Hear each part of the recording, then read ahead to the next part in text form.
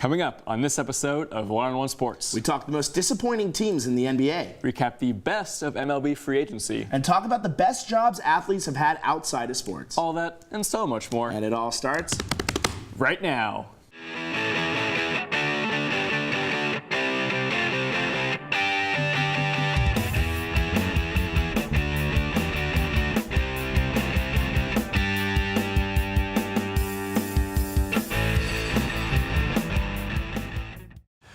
Hello and welcome to this episode of One-on-One Sports. I'm Matt Holzapfel. And I'm Andrew Vendelis. A lot happened this past weekend in the world of sports, but before we get started, let's step up to the plate for the quick hitters. Former NFL quarterback Johnny Manziel has been released by the Montreal Alouettes in the Canadian Football League. Now he's potentially looking into the AAF, but Matt, do you think this is the last we've seen of Johnny Manziel? I don't, and that's simply because of we know what he can do, right? We saw what he did at Texas A&M. He won the Heisman. He showed promise for a very brief period of time in both the NFL and the CFL. Maybe like a quarter. The biggest problem for me with this is that I don't fully understand why he got banned from the CFL, and they're probably never going to tell us, at least not in the near future. It's just weird. That's where I take the issue with it. I think what the NFL said, the CFL rather, said or didn't say about why he was released is kind of mysterious. I don't know. It's fishy, but it's unfortunate for him. But one thing I think Manziel, his nickname is Money. He'd make more money in the AAF. Yeah. The AAF players make around like $80,000 a year, and the CFL only make $58,000. Mm-hmm. So if he's really thinking about his financial standing, the AAF's the best move. And apparently the AAF did ask him for a workout. Oh. And according to the algorithm that Bill Polian, who is the co-founder, set up, he would go directly to the San Antonio Commanders. So they're doing pretty well. That's where he would go based on just the allocation of players into the league. They could. He's still technically a veteran because he's been around. He's played in multiple different leagues and teams. And while he has some stuff to figure out, obviously, personally, he could still play. I'd love to see him tear it up. Maybe it would lead to giving him a second chance in the NFL one day, especially if the AAF does become a developmental league. He's only 26, too. Yeah, he's got a lot of life left in him. Certainly. Tony Harris recently became the first woman to earn a full college football scholarship without being a kicker. Harris, who signed with Central Methodist University, has plans to continue her career and hopes to become the first woman to play in the NFL. Andrew, what does this mean for women in the NFL in the future? I tip my cap to her because not many people, let alone women, can do that, and she may be an anomaly, though. That's my thing. Intergender sports are a very touchy subject, and with the sport as physical and as with many behemoths as the NFL does, and just the obvious, gender, sex, athletic mismatches, it's hard to see this becoming a trend. And it's not impossible, but it's highly improbable just due to the nature of how the NFL and professional football is. Yeah, I agree with you. So instead of repeating what you said, I'll just throw in some more stuff that's so impressive about Tony Harris. She had multiple scholarship offers before accepting CMUs. She had ovarian cancer when she was 18, overcame that. She's also a free safety. So like we said, not a kicker, or this is a real full contact position.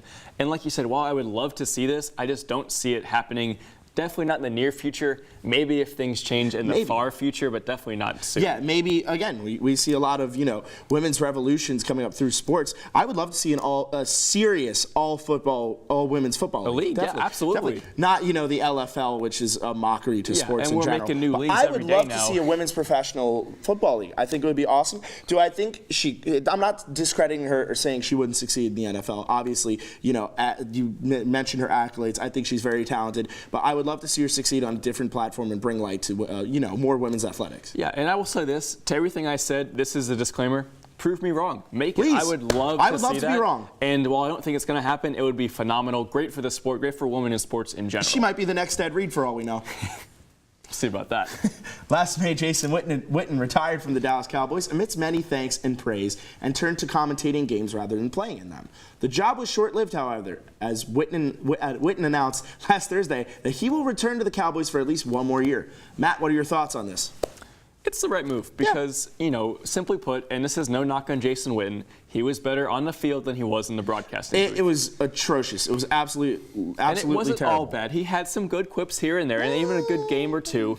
but just the fact you could tell he was inexperienced. This was not a Tony Romo situation. He did not just fit right in there. And Tony Romo also did very unconventional broadcasting as well. Jason Witten, you could tell, was trying to learn it, taking baby steps as well. But even Greg Olsen did the same thing, and he did very much better. Yeah, but it'll be good to have here's the thing. It'll be good for the Cowboys offense to have a true veteran offensive leader in the locker room. 100%. What, you have Amari Cooper, you have Zeke, you have Dak, you have all these young talents who are top 10, top 15 in their position. No disrespect to that. Anytime you add a safety blanket for your quarterback and one that's a future Hall of Famer in Jason Witten, of course it's going to be great. And we saw in one season how well Dak did with him, when he filled in for Romo. His stats were far and away better with Jason Witten than without, and Witten's only 36. It was awesome. So now my follow-up question is, who do you think should replace him?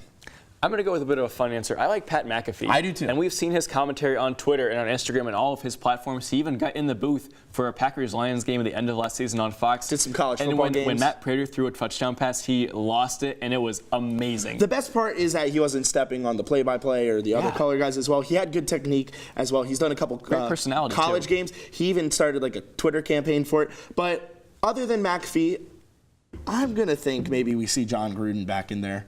Ooh, not this season. Contract with the Raiders, I'm talking long term, not 10 years. Eventually. Not 5, maybe 4, maybe 3. Okay. Ironclad contracts we get so far. And he was really good. We could see him right back up in the booth if, the relocation to Vegas doesn't go well. If John Gruden goes back, do we get Sean McDonough back, or do we stick with Joe Tessitore? There's nothing wrong with Joe Tessitore. I think he was just a victim to how bad Witten was. And I think McDonough's done great on the college basketball broadcasts he's done, and I loved him on Monday Night Football, but I love Joe Tessitore. Don't discount Booger McFarland. No, Booger McFarland's for all the awesome. flying around in his crane he does, which is ridiculous, he's still a good analyst, and I would love to see him in the booth. Take him off the crane, back in the booth. I miss Sean McDonough's voice cracks more than anything in the world. Absolutely, me too. Dirk Nowitzki of the Dallas Mavericks hasn't announced that he's retiring, but everyone is on the edge of their seats waiting to see if he'll be playing another year after this season. Having already played for 21 years, Andrew, do you think it's time for number 41 to hang up the jersey? I mean, if he's having fun in the role he's at, off the bench, and he's indecisive or private about what he'll do, this means two things. He's really humble and modest, which he is, we all know that, or he's not going to hang it up. It's a toss-up, I know, but what I would love to see is Dirk coming back for another year, being a mentor to, Luka Doncic as well, and maybe if Kristaps does sign long-term with Dallas, seeing him, groom the forwards of today, because he was the big man I agree with what yesterday. you're saying. I think it just comes down to production and if he's having fun, and only he can tell if he's enjoying it. Nobody knows. But his numbers are down across the board: minutes, points, field goal percentage, assists, rebounds, everything. He also took a pay cut. And absolutely, and that shows to me that he wants to play. But on the other hand, this is a young team, except for him. They have 5 players 12 under 30, 5 over 30. But they're the oldest team in the NBA simply because they're holding on to Dirk and other guys like Dirk, like Devin Harris. You can't blame him responsible though, because I think for making them that old. He's 40. Yeah, he's but 40. It doesn't matter. He's still great, even if his stats are declining. And I think this is very similar to Jason Witten. You could have someone who's been a dinosaur in the league, mentor your new stars, and they play the same positions as Dirk did. What I would like to see, and I want to get your thoughts on this too, what if he's an advisor? He's not playing, because I think his role is very similar to what Kristaps Porzingis is going to become, although Porzingis is a bit more athletic, but the big man shooter, versatile wing type. I think he's leaving the Mavs. KP and Doncic's team very soon. Yeah, and it hasn't been Dirk's team for at least a year now, and I think he's fine with that. Again, it's a toss-up, but my gut is leaning towards maybe he stays another year. I think we'd love to see him play another year just because it's Dirk, and we're already losing. I'm a little biased. We lost Kobe. We're losing Dwayne Wade. All these guys who are retiring, and Dirk's another one in that era. I just think that at some point you got to ask if you're doing more harm than good, not only to your body but to the team. And while we love to see him play, he's getting a farewell tour. Is he going to get another one if he comes back? It's only time will tell. Absolutely, yeah, I agree with that. Well, that's all the time we have for the quick hitters. But when we come back, we'll finally discuss one of the most memorable MLB free agencies in recent memory.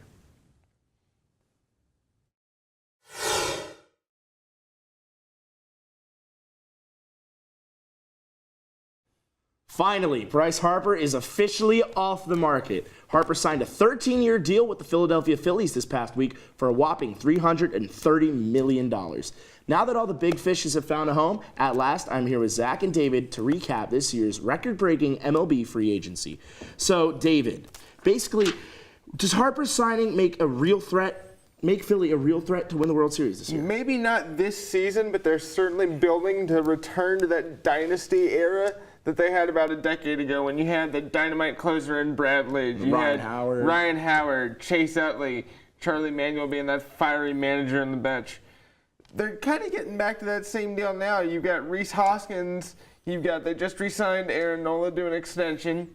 You've got Bryce on this monster deal. So they may not all gel enough in this first season to be a World Series threat, but they're certainly building for it. They got to get through the Braves and the NL East first. But yeah, not this year, but when Reese Hoskins develops a little more, you add that Bryce Harper. That's a great 3-4 in the lineup right there. But they have the toughest division in the MLB. Probably that NL East like a 4-team race right now to possibly win the NL East. Do you think they could win it? They could, but they have to go through a lot. In World Series, I'd hold off on that for another year or two. Definitely. So, Zach, what was the most shocking signing in this year's free agency? Staying in the NL East, I'm going to go with Josh Donaldson. The Braves already have a lot of infield and outfield young talent, and they spent a lot of money, $23 million in Josh Donaldson, when they could have went out and maybe got a Dallas Keuchel or maybe bring Craig Kimbrell back and fill the pitching weakness they have to compete with some of the great NL East pitchers like Syndergaard, DeGrom, Nola, Scherzer. you mentioned Kimbrell, and I think that bridge was burned when he got traded to the Padres very suddenly a few years ago. But to me, the most surprising signing thus far is a non-signing. Dallas Keuchel is still on the board. And why, I have no idea, other than possibly he's extremely picky. He's a 4-time Gold Glover, former Cy Young winner. He's not had as great an ERA the last couple of years as in years past, but it's still about 3.5. It's not a bad ERA by any means. But the Astros reportedly are still in talks. The Braves, like you said, have a very big pitching problem, so that would be a crucial pickup if they could get it. But his options are dwindling, and for the money that he seems to be demanding right now, it just doesn't seem logical for him to still be on the board. Well, finally, David, is MLB free agency broken? Should baseball look at altering its current state, whether it be shorting the deadline of signing, altering arbitration, maybe even adopting restricted free agency like the other major sports? Is it broken? MLB free agency isn't broken, and I'm sorry, the players are greedy. Bryce Harper, a 13-year deal sounds very stable, but think about how much risk you're taking banking on Bryce Harper to be completely injury-free for the next 13 years. That is a risk that I don't see the logic in any team taking. Nonetheless, the Phillies that are still, I would argue, in a rebuilding mode, trying to get back to what they had about a decade ago. That's just Bryce Harper. Not to mention he's a great player. He certainly is. But 13 years for $330 million is ridiculous to me. Well, Zach, what about you? Is MLB free agency broken? I'm going to say no, and I'm going to think the last few free agent classes I'd say are on the weaker side. I think a lot of MLB GMs have been really targeting this next year's free agency. We got Garrett Cole, Chris Sale, Alexander Bogaerts, J.D. Martinez, Paul Goldschmidt, Justin Verlander, Madison Bumgarner, Didi Gregorius. So I think a lot of teams are saving that money for next year's free agent class, and I think that's when you return to see the little bidding wars and the MLB free agency we're used to seeing. Definitely. Well, that's all the time we have left from the Diamond, but when we come back, we'll discuss some of the most disappointing teams around the NBA.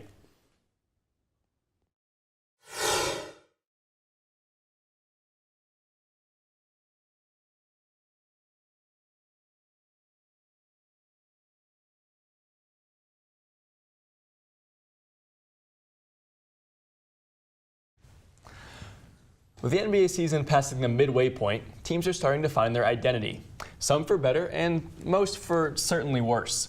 I'm joined at the desk by Will Burns and Christian Carmen to discuss the most disappointing players, coaches, and teams of the young NBA season so far. So guys, a lot of disappointments, but who's been the most disappointing team? Christian, we'll start with you. I don't think there's a question it's the Boston Celtics. They were one game away from going to the NBA Finals and beating LeBron James without Kyrie Irving, without Gordon Hayward. Now, it's just completely reverted. Once they got those guys back, there's been absolutely no chemistry. Kyrie has been an awful leader. They're 1-5 since the All-Star break. They're playing Golden State tonight. They're going to lose that game. Definitely. They're going on a 3-game road stint. They've been god-awful. They have been really bad, but my pick this year is definitely the Phoenix Suns. They went 21-61 last year. You would think with the number 1 overall pick, DeAndre Ayton, who looks like a promising star. He looks like a DeAndre Drummond type of player. I think he has a lot of potential, but they're 14-51 right now. They might get worse from last year, which is absolutely horrendous. I mean, I don't know how you say that possible. they're disappointing because they've been a disappointment for the last 10 years. They've only had a winning season 1 year out of the 10. You would think with the first pick, though, that they would at least get a little bit better. Yeah, but you can't have your best player be a center in this modern day NBA with the guards and everything. You just can't have it, and they've just been god awful, and their organization has had a hard time. And hopefully we'll see a turnaround soon, but I think, yeah, Celtics are So let's move from teams to players. Who has been the most disappointing player? We'll start with you. Well, going along with the Celtics, this was a tough choice. I was between Tatum, Jaylen Brown, and Gordon Hayward. Ultimately, the entire Boston Ultimately, I went with Jason Tatum. He looked like if people were quick to anoint him to the next Kobe, the next great thing in the NBA. But working with Kobe this offseason, as a matter of fact, made him more inefficient. His shooting numbers are down across the board, especially his three-point percentage, which has gone down 7%. I didn't really expect that out of him this season. I agree. I mean, you can pick about a ton of these names. Exactly. I mean, Gordon Hayward, he looks absolutely terrified out there. He's averaging like 4 points a game since the All-Star break. Yeah. Kyrie Irving's absolutely miserable, can't lead a team, learned from LeBron. Now he's just, he thinks he's LeBron James. He thinks he can back his game up by being that good. He's not that good, but he's amazing on offense. He's been really slacking on defense. Last game against the Rockets, Eric Gordon let up eight threes. Eric Gordon. I mean, the only reason why James Harden didn't have like 60 was because Marcus Smart was guarding him, and he had to guard the other point, and he scored eight threes. Yeah. Unbelievable. He just hates. So moving on from players, one more to talk about disappointing coaches. Christian, who you got? Brad Stevens. No surprise. Continuing the theme. I mean, you got to switch up this rotation. I mean, they've gone about 40 games now where they've had Kyrie, Smart, Jason Tatum, Marcus Morris, and Al Horford at the spot. You have to switch up this starting rotation. You have to put Jaylen Brown in the starting lineup. Agreed. Do something. Bench Kyrie for a game. Just see what happens. You need to switch it up. You need to seriously light a fire under these players. He's doing absolutely nothing. All he says, we have to play better. Yeah. I have to coach better. No, you have to switch up the rotation. You got to light a fire under these guys. That's your job, is to coach. Coach. He hasn't proven he could deal with superstar players. He did a great job last year, but he has diminished quite a bit this year. But my pick is Luke Walton. The Lakers, another disappointing team, are 30-34 this year. Luke has shown no signs of being a good head coach in today's NBA. He makes boneheaded decisions with the lineup. Lance Stevenson, for example, has had some good games in the first half, and then we'll play him for less than 2 minutes in the second half. It makes absolutely no sense. He has no consistency with his lineups. I'm confused as to what he's doing out there. I agree. I mean, tough seasons for Boston and LA. 1+ for Boston, though. At least they're in the playoff race right now. They're currently 5th in the East. Lakers down in 10th. Tough road to go for LeBron and the boys out in LA. Absolutely. I think I hear the final buzzer going off, which means we are all out of time. When we come back, we'll talk about the most exciting jobs athletes have had outside of their sports.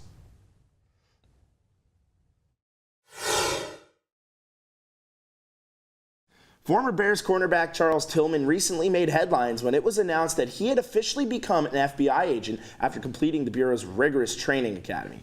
Tillman is not the only athlete to wear more than one hat, though, and I'm joined by Matt at the desk to discuss the best job athletes have had outside of the world of sports. So, Matt, what you got? So I went the big unit, Randy Johnson, the former Diamondbacks and Yankees ace. We all remember him for killing the bird in the middle of the game. But now that he's retired from baseball, and before I tell you this, keep in mind, he's 6'10", right?